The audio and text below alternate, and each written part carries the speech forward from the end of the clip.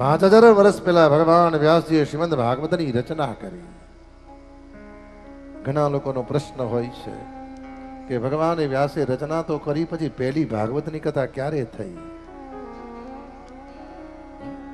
પહેલી કથા ક્યારે થઈ? અને વાત એ સત્ય છે ભાઈ. ભગવાન વ્યાસે 5000 વર્ષ પહેલા શ્રીમદ ભાગવતની રચના કરી. ભગવાન સુદામ પધાર્યાની જ્યાં સમાચાર શ્રવણ કરી ધીરે ધીરે કલિયુગ આવવાની તૈયારી થઈ મહારાજ. અને જ્યાં કલિયુગ આવ્યો, ધીરે ધીરે કલિયુગને 30 વર્ષ પૂરા થયા. કલિયુગને 30 વર્ષ પૂરા થયા. ભાદરવા સુદ નોમને દિવસે પહેલી કથા ગંગાના કિનારે ભગવાન શુકદેવજી રાજા પરીક્ષિતને શ્રવણ કરાઈ છે, જેનું નામ છે સુકતાલ. પહેલી કથા ભગવાને ગંગાના કિનારે સુકતાલમાં રાજા પરીક્ષિતે સુકદેવજી પરીક્ષિતને શ્રવણ કરાવી છે. એટલું જ નહીં, આજે પણ ભગવાન સુકદેવજી સુકતાલમાં મોજૂદ છે. વધારે નહીં, 15-20 વર્ષ પહેલાની વાત છે ભાઈ. એક સ્વામીચરણ કરીને મહાત્મા હતા.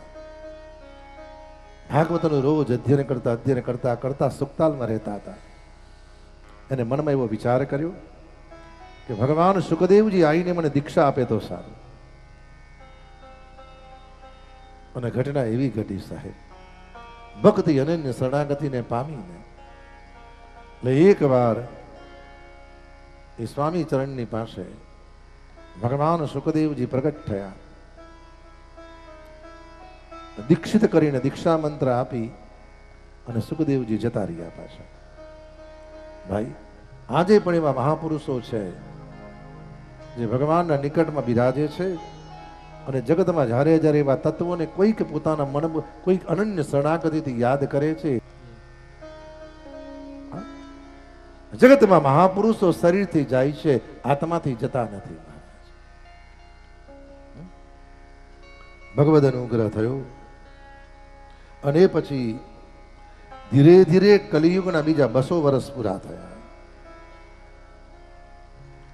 ત્યારે અષાઢ સુદ નોમના દિવસે ગંગાના કિનારે